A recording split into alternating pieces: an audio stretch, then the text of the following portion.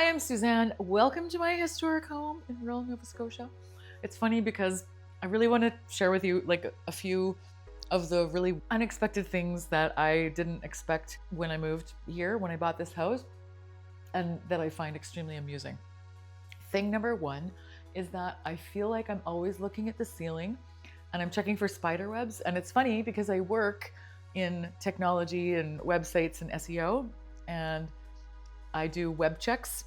And now in my house, I do web checks, but instead it's like looking at corners and stuff. Cause like, for example, up here in corners, you never know where you're gonna find a web. I have you on a tripod right now. See any webs up there? I think, oh, there's one. You know, it's kind of like, oh, and I didn't get it.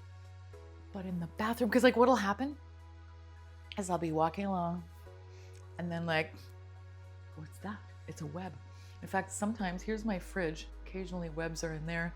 And I just kind of feel like there could just always be a web anywhere at any moment. And so that's really funny. Another funny thing is I have an oil burning furnace. And so obviously you don't want to run out of oil. And I don't know how much oil I use, but there's a gauge on the tank.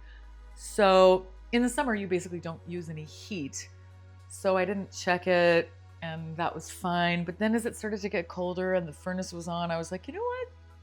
I should check that. So I've been checking it and I've been refilling it more than once a month. And for context, it's a 600 liter tank. And so I'm going through more than 600 liters of oil per month with my oil burning furnace. And the other day, I decided to check it. It had been a while. We had a giant snowstorm a few days ago.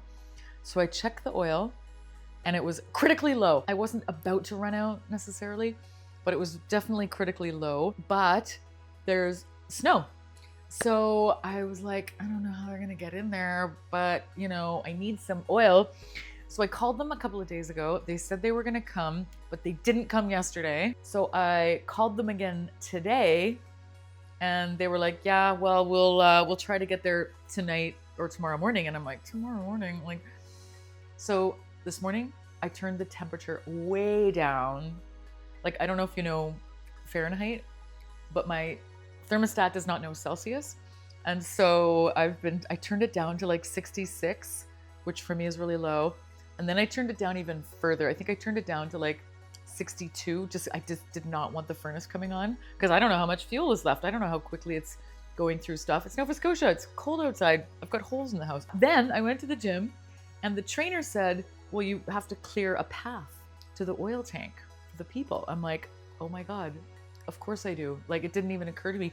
And on the phone call this morning, the guy said, like the oil guy, who was like, well, I won't really have time. I won't really have people to help me until this evening. If I had just cleared a path yesterday, then I could have gotten oil yesterday. So this afternoon, I shoveled out a little path from the street to the backyard. And let me tell you, there was a lot of snow. Like, there's a big mound on the side of the road where the plow comes along and stacks up the giant pile of snow. So they had to get over that. And so that's at least 5 feet. So I didn't shovel it like, you know, to the ground, but I shoveled it. I cleared out at least 2 feet of snow and like chiseled out a little path from the road to the back where the oil tank is. And today I got oil. But when they filled it, they obviously give me an invoice and tell me how much they put in. And they put in 574 liters. So that means that I was down to my last 25 liters of oil in my 600 liter tank. So now I'm going to check it more often. But that's just a funny thing that happens when you have a house in rural Nova Scotia that I didn't really think about. I have to clear a path for the oil guys to come and bring me oil, of course.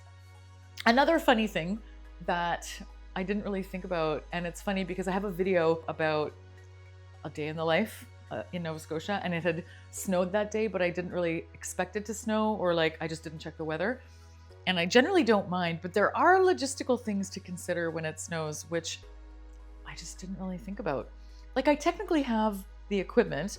Like, I do have, well, I'd returned it, but I had that snow thrower that was in the previous video. And, you know, shovel, ice chipping thing. But what I didn't do is shovel when I was supposed to shovel. I didn't know I was supposed to shovel. I thought I could just, I don't know, shovel it later. But this is what happens when you live in an apartment downtown Vancouver for almost 25 years. It's like I don't think about what happens to snow when it gets wet and when it freezes and when it melts a bit and then it freezes more. It gets icy. And so what happened was my pathway just became a big solid chunk of ice. So then now I have become an expert in chipping. So there's a tool, and it's a yard tool. I should probably just show it to you. You want to see it? Okay, I'm gonna show it to you. It's right here. Okay, here it is. Look at that. So my cousin lent me one kind of like this. And then she wanted it back because, you know, she got snow too. So I went to the store and I bought one. And I actually hadn't used hers yet, but I had just realized that I should use it because now my walkway is icy. So I start using mine and it's fine. And then I decided to try using hers. It was way better than the one that I bought. So now I know that it makes a difference what tool you buy. Those are 3 funny things that I have learned by owning a historic house, in rural Nova Scotia in what is probably one of the worst winters in decades. Everybody keeps telling me that this time last year they could see their lawns, and now there is so much snow that you can't even walk in it without snowshoes. Yesterday morning I snowshoed around my yard, and even then the snow was so powdery that I would sink way into it, even wearing snowshoes. I love it though. I'm really happy. I would love to know in the comments if you've ever done anything ridiculous like buy a historic house after living in a city for 25 years. What are some of the things that you've learned? Like, what is the most ridiculous thing that took you by surprise that you didn't know that you had to think about when you bought a house in the country? Anyway, thanks for tuning in, and stay optimistic. I just about knocked myself out, and we'll see you in the next video.